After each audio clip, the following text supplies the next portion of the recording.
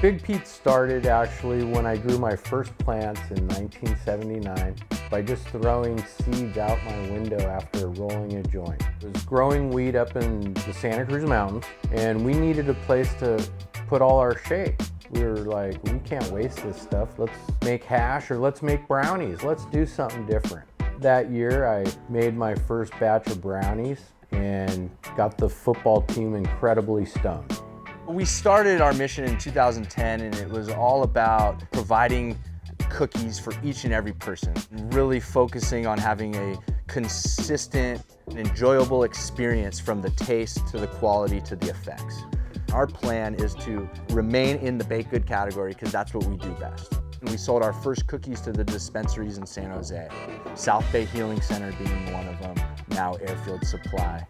We make chocolate chip, cinnamon sugar, peanut butter, double chocolate, peanut butter oatmeal chocolate chip, and our newest flavor is the birthday cake cookie with sprinkles. We make all of our cookies out of can of butter. It's still kind of the old school approach, but we feel like it's the most quality way to make edibles. The one thing we haven't had to mess with over the 10 years is our cannabis butter. Big Pete perfected his extraction method for our millions of cookies that we do now.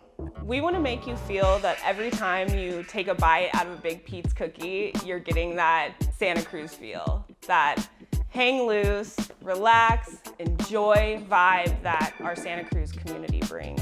What makes Big Pete so special is our ability to create this community and family environment within our company. Every one of our employees is excited to come to work and excited to be a part of something that's been in the cannabis industry for so long. We really bring a lot of pride and passion to what we do every day.